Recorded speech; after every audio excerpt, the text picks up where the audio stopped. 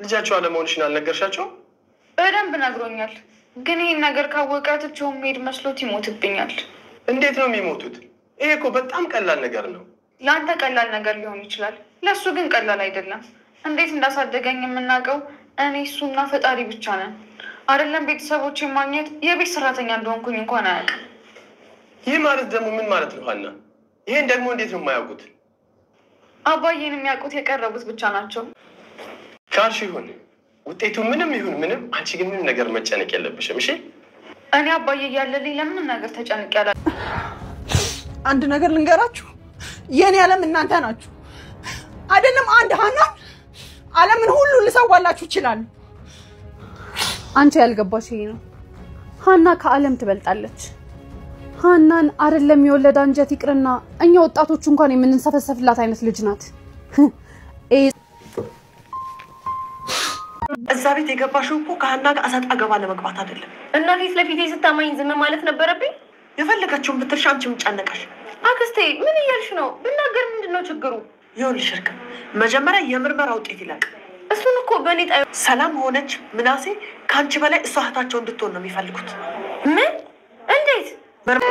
ለምንድን ነው የምታሳዝኝ? ለምንድን ነው ሰራተኛ የማትመስኝ? ለምንድን ነው ወጣትነቴን የምታስታውሺ? ለምንድን ነው ልናገርሽ ስላፊ የሚያያዝብኝ? ነው ማብቂያ የሌለው ጦርነት ነው። ወይ ገለን ነው የምንወጣው፣ አለበለዚያም ደግሞ ሞተን ነው የምንወጣው። ሰምተሽኛል አይደል? እሺ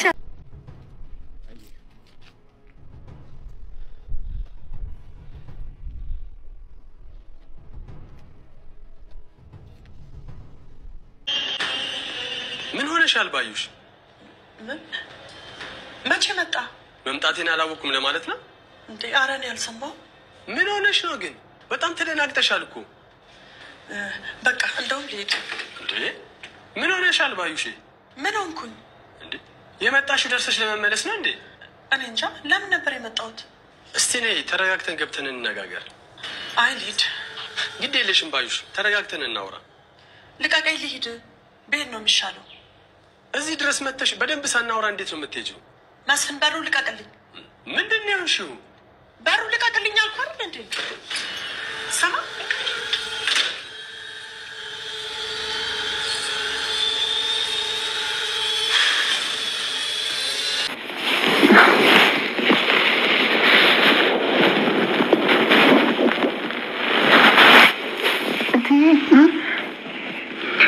ደህና ነሽ አይደል?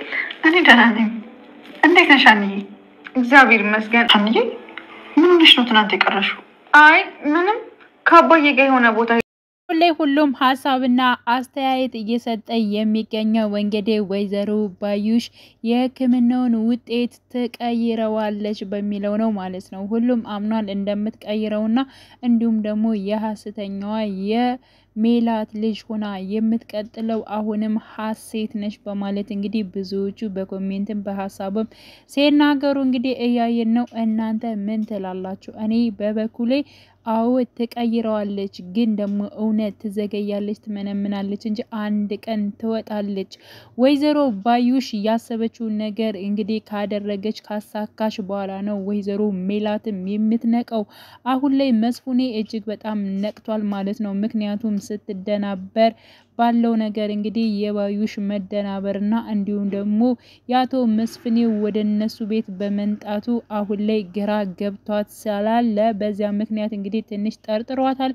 እንዲሁም ደግሞ ሀንቹ በባለፈው ፓርት ላይ ከእርግብ ጋር አብረው ስላየቻቸው ወይዘሮ ባዩሽና እርግብ ተመሳሳይ ልብስ በመልበስ እንግዲህ ከቤተክርስቲያን ሲመለሱ አይታቸዋለች። ስለዚህ እሷም ጠርጥራቸዋለች። ስለዚህ በተለያዩ ነገሮች ጥርጣሬ አሉ። ከጊዜ በኋላ እውነታው ይወጣል። ለጊዜው ግን ውጤቱ በእርግጠኝነት እንግዲህ የሀሴት ነው በማለት ሀሴት እርግብ ነች በማለት እንግዲህ ይሄ ውሸታቸው የሚቀጥል ይመስለኛል።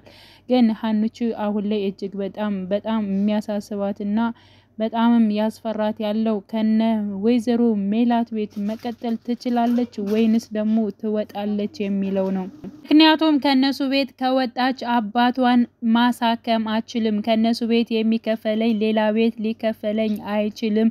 አሴር እጅግ በጣም እያሳሰበኝ ነው በማለት እንደውም ያላትን ነገር ለአሴር ስታካፍለው ነበር። ወይዘሮ ሜላትም አሁን ላይ እጅግ በጣም እየተናደደች ነው። ምክንያቱም ከ16 ዓመት በኋላ ያገኘቻትን ልጇን በደስታ ከሷ ጋር በፍቅር መኖር ነው። ስለዚህ አሁን ላይ እንግዲህ እርግብ በተለያዩ ነገሮች ላይ በመፍራት እንግዲህ ጥላይ ልትሄድ ትችላለች። እንዴት እንደዚህ ይጠረጥሩኛል በማለት እንግዲህ ልትወጣብኝ ትችላለች፣ ወጣ ልትሄድብኝ ትችላለች። ከ16 ዓመት ናፍቆት በኋላ ልጅን አግኝቼ አሁን ደግሞ ሰራተኛዬ እኔ ያንቺ ልጅ ነኝ ብላ ልታጭበረብር መታለች የሚለው ሐሳቧ ጭንቅላቷ ላይ ስላለ ስለዚህ እያሰበችና እየተጨነቀች ያለው ስለ እርግብ ነው ማለት ነው። ምክንያቱም በሆነው ነገርና እንዴት እኔን አላመናችሁኝም ይሄን ያክል የደምስ ምርመራ ምን አስፈለገ በሚለው እንግዲህ እርግብ እንትን እያለች ትገኛለች። ስለዚህ ይሄን ነገር ደግሞ ያው ወይዘሮ ሜላት ትጋራታለች፣ ግን ደግሞ ለልጆቿ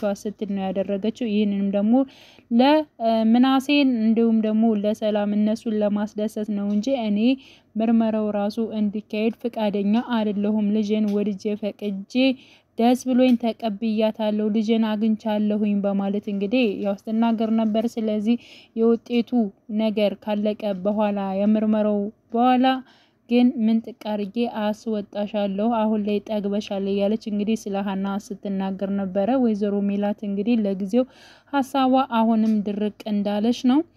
ስለዚህ እጅግ በጣም ነው የምትጸጸተው እውነቱን ስታቅ ማለት ነው። የወይዘሮ ሜላት ልጅ ትክክለኛዋ ሀና መሆኗን ባወቀች ሰዓት ለተናገረችውና ለተቆጣቻት እንዲሁም ደግሞ ከስንት ዓመት በኋላ እንግዲህ ልጃችሁ እኔ ነኝ በማለት እንግዲህ ሀና ስትመጣ ወይዘሮ ሜላት እንዳልተቀበለቻት ይሄን ሁሉ ነገር እንግዲህ ይሰማታል። ከዛ በኋላ ምን እንደምትል በጣም ከባድ ነው ስሜቱ ማለት ነው። ምክንያቱም ሁልጊዜ ስታለቅስላት ፎቶዋን እዛ ስትፈልጋት የነበረችው ልጇ ሀና መሆኗን ስታቅ መጨረሻ ላይ በጣም ከባድ ነው ስሜቱ ራሱ ማለት ነውና ብቻ ግን አሁን ላይ በጣም ፊት እየነሳቻት ትገኛለች ማለት ነው። እና ወይዘሮ ሜላት ትንሽ እንኳን ዘወር ብላ ነገሮቹን ለማየት ልክ እንደዚህ ሀናን አጭበረበረች ልታጭበረብረኝ ነው ከማለት ይልቅ እርግብ ልታጭበረብረኝ ነው የመጣች ከሷስ ምን አይነት እውነት አለ የሚለውን ነገር ዘወር ብሎ ማየቱ መልካም ነው። በዛ ላይ እንግዲህ ያው እርግብ በእርግጠኝነት ከባዩሽ ጋር ስታወራ አንድ ቀን መያያዙ አይቀርም ማለት ነው። ተደብቃ አይደለ ሁልጊዜ የምታወራ። ስለዚህ ወይ ከስልኳ ላይ ስላለ አሊያም ደግሞ ስታወራ በተለያዩ ነገሮች ብቻ ግን ብዙ የሚጋለጡበት ነገሮች ይኖራሉ። ስለዚህ እውነት ትመነምናለች እንጂ አንድ ቀን ትወጣለች የሚለው ነው። ግን ደግሞ ሀና ከወይዘሮ ሜላት ቤት መውጣት የለባትም ብዬ አስባለሁ። ከወጣች ብዙ ነገሮቹ የሚበላሹ ይመስለኛል። ስለ ሀናም እውነታም ይሄን ያክል ለማውጣት የሚታገል ሰው አይኖርም ማለት ነው። እና አቶ መስፍኔ እንግዲህ ወደ መጣበት ተመልሶ እንደማይሄድና እንዲሁም ደግሞ ሰፋ ያለ ቤት ገዝተው አብረው እንደሚኖሩ እንዲሁም አንቺ ጋር ነው አብሬ የሚኖረው የልጆቼ እናት ነሽ፣ በቃ ነገሮችን ሁሉ እንርሳቸው በማለት እንግዲህ ወይዘሮ ሜላትንም ሲያናግራት ነበር። ስለዚህ መስፍኔ ካልሄደ ደግሞ እውነታውንም እሱም ደግሞ ሊያወጣላት ይችላል፣ ከጎኗ ሊቆም ይችላል ብዬ አስባለሁ። ልጅ ብትሆን ደስ ይለኛል በማለት እንግዲህ እባክህን ፈጣሪ አሳይተህ አትንሳኝ በማለት እንግዲህ እሱም ጸሎት ሲያደርግ ነበር። ሀና መልካም ልጅ ስለሆነች ምን አይነት አስተዳደግ ነው ያሳደጋት በማለት እጅግ በጣም ሲቀና ነበረ ማለት ነው። ስለዚህ ሀና ልጁ እንድትሆን በጣም ይመኛል።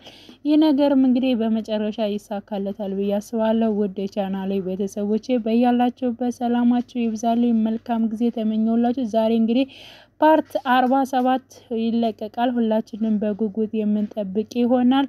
መልካም ጊዜ ተመኘሁላችሁ።